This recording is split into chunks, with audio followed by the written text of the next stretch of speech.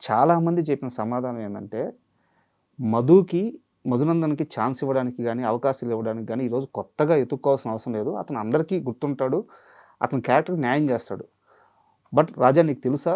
మధుకి ట్రై చేసి చాలా సార్లు అతను దొరక్క, అతని అవైలబిలిటీ లేక, చాలా సినిమాల్లో వేరే ఆప్షన్స్‌కి పోవాల్సొచ్చింది.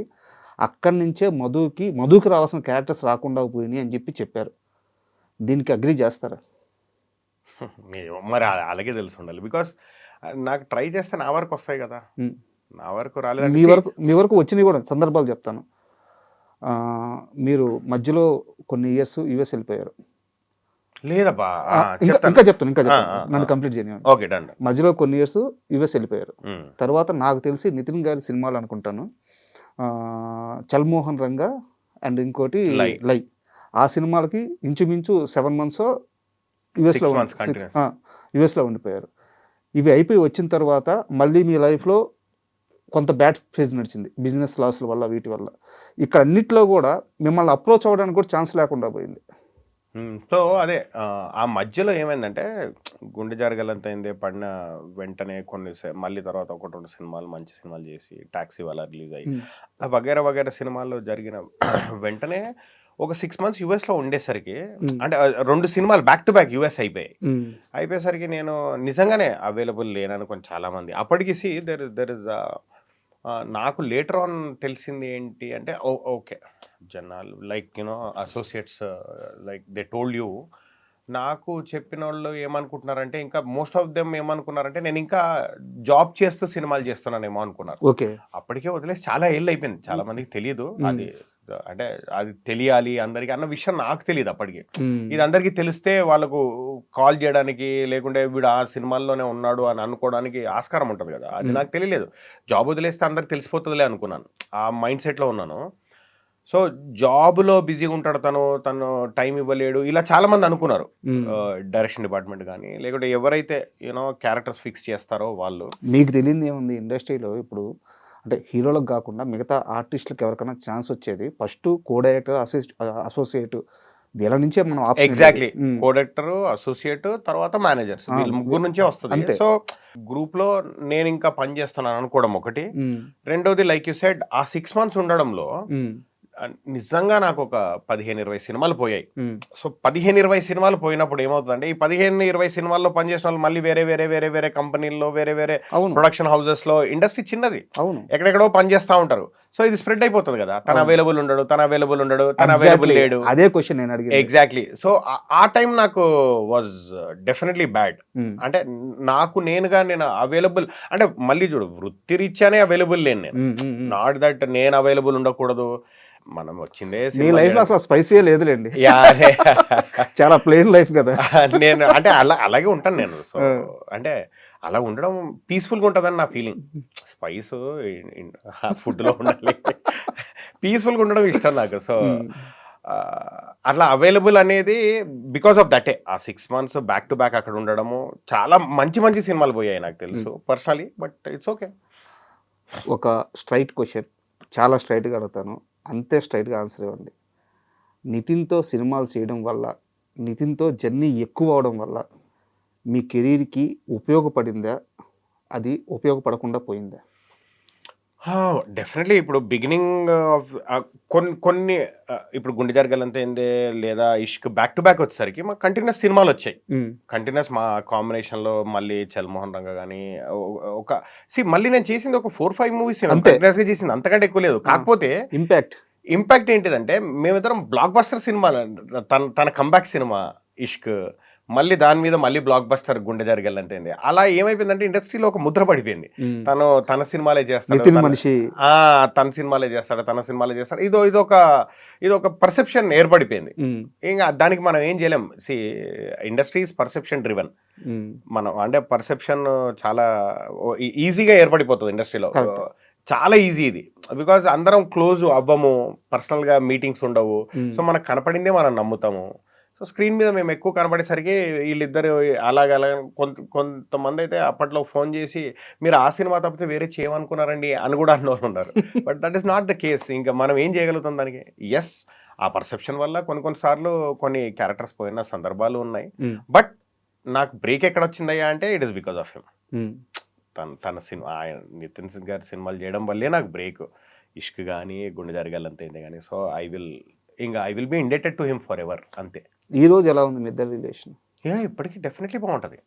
కాకపోతే సినిమాలు అలాగే కంటిన్యూ అవుతున్నాయంటే లేదు, ఎందుకంటే మధ్యలో ఆయన వేరే సినిమాలు చేయడము, వేరే కాంబినేషన్, ఇక డిఫరెంట్ డైరెక్టర్స్ డిఫరెంట్ కాంబినేషన్లు అనుకుంటారు కదా, సేమ్ కాంబినేషన్ బోర్ కొట్టో లేకుంటే ఏదో ఒకటి.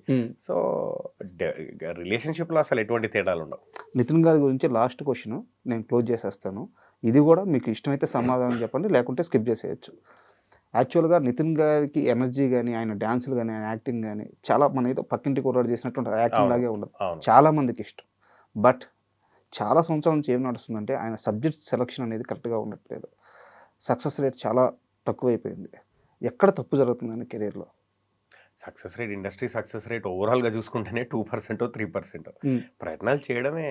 అందరూ ఇది వర్కౌట్ అవుతుంది అని చెప్పలేం కదా ముందే. ఎవ్రీథింగ్ కొన్ని గుండెకు హత్తుకునే సబ్జెక్టు కొన్ని వర్కౌట్ అవుతాయి, కొన్నిసార్లు ఎలా ఉంటుందంటే గుడ్ ఫిలిమ్స్ కూడా కొన్నిసార్లు రాంగ్ రిలీజ్ల వల్ల, రాంగ్ రిలీజ్ డేట్ల వల్ల చాలా వగేరా కారణాలు ఉంటాయి. ఆయనకి ఇప్పుడు ఏం సక్సెస్ లేకుండా ఏం పోలేదు. భీష్మ మంచి బాగా ఆడిన సినిమానే, మళ్ళీ ఆ బ్లాక్ బస్టర్ ఆయనకి కెరియర్లో. భీష్మ అనేది కూడా వచ్చి చాలా సంవత్సరాలు అయిపోయింది కదా. Yeah, so it happens. అంటే నా డౌట్ ఇంకా స్ట్రైట్గా అడుగుతున్నాను, సబ్జెక్ట్ సెలక్షన్లో ఆయన ఎంత పర్టికులర్గా ఉంటారు? 100% పర్టికులర్. అందరు పర్టికులర్గా ఉంటారు. But to be very frank, ఎవరికి కెరియర్ మీద పర్టికులర్గా ఉండకుండా ఉంటారు చెప్పు. ప్రతి ఒక్కరు ఉంటారు. కొన్ని వర్కౌట్ అవుతాయి, కొన్ని అవ్వవు అంతే. టైం బ్యాడ్ ఉన్నప్పుడు వర్కౌట్ అవ్వని పీరియడ్ కొంచెం ఎక్కువ నడుస్తుంది. టైం గుడ్ ఉన్నప్పుడు యావరేజ్ సినిమాలు కూడా బ్లాక్ బస్టర్ అవుతాయి. ఓకే, అంతే. అండ్ మీ విషయానికి వస్తే చాలామంది చెప్పింది అన్ని దగ్గరలా కరెక్ట్గా ఉంటాడు, తెలివితేటలతో ఉంటాడు, ఫోకస్డ్గా ఉంటాడు. స్నేహం విషయంకి వచ్చేలేకే మనోడికి మైండ్ పనిచేయదు, అందరినీ బ్లైండ్గా నమ్మేస్తాడు. నేను ఎగ్జాంపుల్స్ చెప్తాను. ఇండస్ట్రీలో మీ పక్కనే బావా అంటూ తిరుగుతూ మీ క్యారెక్టర్స్ కొట్టేసిన వాళ్ళు ఉన్నారు. మీ చుట్టూ మిమ్మల్ని ప్రైజ్ చేస్తూ మధు అంటూ తిరుగుతూ మీ డబ్బులు కొట్టేసిన వాళ్ళు ఉన్నారు. స్నేహం విషయంలో నాకు తెలిసి మీ అంత మోసపోయిన వ్యక్తి ఇంకొకరు ఉండరు. ఎందుకు అక్కడికి వెళ్ళలేక మీరు ఆలోచించలేక ఎమోషన్ వైపు వెళ్ళిపోతున్నారు? మేబీ అదే ఎమోషన్ వైపు వెళ్ళిపోతున్నారు కాబట్టి. అంటే మనము అనుమానంతో స్టార్ట్ చేస్తే ఏ రిలేషన్షిప్ పనవ్వదు. ఈడిని అనుమానించి ఆడిని అనుమానించి అరే ఈడిప్పుడు మనకు వేసేస్తాడు, దెబ్బేస్తాడు, ఆ అనుమానం పెట్టుకుంటే పనవ్వదు. మనం బ్లైండ్గా నమ్మింది చేసుకుంటే వెళ్ళిపోవాలి. కొన్ని దెబ్బలు తగులుతాయి, తింటూ నేర్చుకుంటూ వెళ్ళిపోవాలి. ఏం నేర్చుకున్నారు? ఏం నేర్చుకోలేదు కదా. అంటే నాకు ఒక ఇన్సిడెంట్ స్ట్రైట్గా తెలుసు, బట్ నేను పేరు రివీల్ చేయట్లేదు. ఏ ఆర్టిస్ట్ అయితే మీ క్యారెక్టర్ కొట్టేసి మీ పక్కనే ఉంటూ మీకు వచ్చిన క్యారెక్టర్ని కొట్టేసి ఈరోజు అతను ఇండస్ట్రీలో సర్వే అవుతున్నారు, మీరు కూడా ఇతనితో అదే పర్సన్తో మీరు ఇప్పటికీ స్నేహం చేస్తూనే ఉన్నారు. ఏం నేర్చుకున్నారు? అంటే అంటే ఓకే, ఇప్పుడు అతనితో స్నేహం చేసి అతనితో స్నేహం అనేది ఓకే, తప్పు లేదు, స్నేహం చేస్తాను. కానీ నెక్స్ట్ టైం అతనికి నేను చేస్తున్న సినిమాలు చెప్పాను అంతే, జాగ్రత్తగా ఉంటాను అంతే. ఇది ఒకటి నేర్చుకున్నాను కదా. అతనితో స్నేహం ఇప్పుడు ఎవరికైనా ఆశ ఉంటుంది అబ్బా కెరియర్లో. బిగినింగ్లో కొంతమంది ఆశపడి ఒకళ్ళు తొక్కి ఎదగాలనుకుంటారు, ఒకళ్ళు తొక్కకుండా ఎదగాలనుకుంటారు. నాకు అది రాదు, తొక్కి ఎదగడం నా వల్ల కాదు, నా లైఫ్లో కాదు. అది నేను దాంట్లో బై బర్త్ లేదా నాకు అది. సో అది నాకు రాదు. వాడి కర్మ వాడు ఇప్పుడు ఇంకొకటి నేను నమ్మేది ఏంటి తెలుసా, అవకాశం నాకు రాసిపెట్టుంటే వాడు నన్ను తొక్కాలనుకున్నా నాకే వస్తుంది. అది నాకు రాసి పెట్టలేదు కాబట్టి వాడికి వెళ్ళింది. సింపుల్. ఇక్కడ రైటర్ పేపర్ మీద ఒక పేరు రాసుకుంటాడు, ఈ పలానా క్యారెక్టర్కి పలానా వ్యక్తి అని. రైటరో, డైరెక్టరో, కో డైరెక్టరో, మేనేజరో, ప్రొడ్యూసరో ఎవరో రాసుకుంటారు పలానా క్యారెక్టర్కి పలానా వ్యక్తి అని. కానీ పైన ఇంకొకటి రాసేస్తాడు, ఈ క్యారెక్టర్ ఈడిది కాదు ఆడిది అని. అలా ఇప్పుడు నాకు కూడా చాలా క్యారెక్టర్స్ వచ్చాయబ్బా. ఇప్పుడు ఇంకెవరినో అనుకున్న వాళ్ళని, అది వేరు. అదే ఇప్పుడు వాళ్ళకి తెలిసిందనుకో ఫస్ట్, అరే నన్ను అనుకున్నారు ఈ క్యారెక్టర్, అరే అది నా క్యారెక్టర్ ఆడి చేశాడు, అది కాదు పాయింట్. నాకు కూడా వేరేల క్యారెక్టర్ వచ్చింది అని అంటే ఫస్ట్ ఇంకెవరిని అనుకుని ఉంటారు కదా. ఫైనల్ ఎవరు చేస్తాడో ఆడిదే క్యారెక్టర్. ఇప్పుడు మీరు సెకండ్ కేసులో చెప్పేది ఇండస్ట్రీలో జరగడం చాలా కామన్ అది. ఎందుకంటే 3 ఆప్షన్. సో అది ఆడు తొక్కి సంపాదించాడా, తొక్కకుండా సంపాదించాడా, ఆడు బటరింగ్ చేసి సంపాదించాడా, అవతలోడికి డబ్బులు ఇచ్చి సంపాదించాడా, ఇంకా అదంతా ఇమ్మెటీరియల్. ఫైనల్ గా ఆడు వేసాడుగా క్యారెక్టర్ అంటే అక్కడ పైన రాసి పెట్టేశాడు అంతే, ఈ క్యారెక్టర్ వీడు వెయ్యాలి అని. సో దాని గురించి మనం బ్రెయిన్లో పెట్టుకొని ఆడితో స్నేహం చేయకుండా ఎన్ని waste. Until and unless someone నేను ఒకటి బాగా నమ్ముతా, నా ఫ్యామిలీ మెంబర్స్ జోలికి రానంత వరకు ఓకే. ఎవడైనా నాకు ఫ్రెండే. ఒక్కసారి ఆ పరిధి దాటి ఎవడన్నా నా ఫ్యామిలీ మెంబర్స్ జోలికి వస్తే ఆడెవడైనా ఒకటే, అంతే. వచ్చాడు పక్క హైదరాబాద్ బయటకు వచ్చాడు. అంతే, నా ఫ్యామిలీ మెంబర్స్ జోలికి రానంత వరకు, నా వరకు వస్తే ఓకే, నన్ను దాటిపోవద్దు. నన్ను దాటి నా ఫ్యామిలీ మెంబర్స్ జోలికి ఎవడన్నా పోయాడా ఆడెవడైనా ఒకటి. ఇంకా అది ఇంకా మనకు అంటే స్వతహాగా మనిషిగా యానిమల్ ఇన్స్టిక్ట్ అంటారు దాన్ని, అది ప్రతి ఒక్కడికి ఉంటుంది. సో నన్ను ఏమన్నా చేయని నేను తట్టుకుంటా, నన్ను దాటిపోవద్దు, అంతే. సూపర్.